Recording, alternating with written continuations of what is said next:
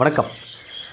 தென்னை மரத்தை வச்சவன் தின்னுட்டு சாவான், பனை மரத்தை வச்சவன் பார்த்துட்டு சாவான் அப்படின்னு சொல்லி பழமொழிகள் நிறைய கேள்விப்பட்டிருப்போம். நம்மளுடைய அடுத்த கட்ட நடவடிக்கையாக பனை மரங்கள் நிறைய நட்டு வைக்கலாம் அப்படின்னு சொல்லி ஒரு யோசனை வந்திருக்கு. பனை மரத்தை வச்சுட்டு நம்ம அதிலேருந்து விளையிற நொங்கு எடுத்து சாப்பிட்றது வரைக்கும் நம்ம உயிரோடு இருக்கிறதுக்கெல்லாம் வாய்ப்பு கிடையாது.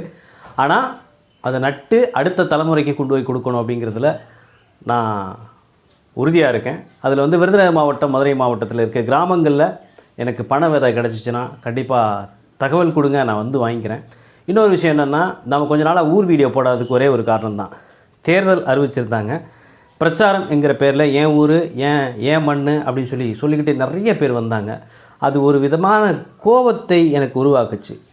எப்படி இந்த மக்களை ஈஸியாக வசீகப்படுத்தி தான் வலைக்குள் சிக்க வச்சு வாக்கையெல்லாம் சேகரிக்கும் அந்த மாய வித்தை இருக்குல்ல, அது பார்த்து எனக்கு நிறைய கோபம் இருந்துச்சு. எங்கே நம்ம தடுமாற்றத்தில் ஏதாவது பேசிடுமோன்னு பயத்தில் தான் பிரச்சாரம் பண்ணிக்கிட்டு இருக்க டைமில் நான் அப்படியே கேரளாவுக்கு எஸ்கேப் போய் கேரளாவில் இருந்துட்டு கரெக்டாக எலெக்ஷன் அப்போ ஓட்டு போட்டு மறுபடியும் கேரளாவுக்கு போயாச்சு. மறுபடியும் இன்றைக்கி ஊருக்கு வந்திருக்கேன். இன்றைக்கி ரிசல்ட்டு தெரிஞ்சதுக்கப்புறம் ஊருக்கு வந்திருக்கேன். முதல்ல அரசியல் பேச வேண்டாமே அப்படின்னு சொல்லி நிறைய டைம் யோசிச்சுருக்கேன். ஆனால் மக்கள் சம்மந்தப்பட்ட விஷயம் பேசாமல் இருக்கவும் முடியாது.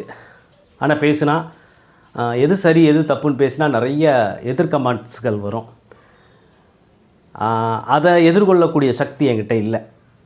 மெயினான காரணம், இனிமேல் நம்ம விருதுநகர் மண், மதுரை மண்ணையும் இருக்க கிராமங்களின் பேரை உங்கள் காதில் கேட்கணும் அப்படின்னா அது முத்தையா குரலில் தான் முடியும். அது எப்பவும் சாத்தியம். ஏன்னா எதையாவது எதிர்பார்த்து பண்ணுற ஆள் நான் கிடையாது. உங்களுக்கு நல்லா தெரியும். நன்றி.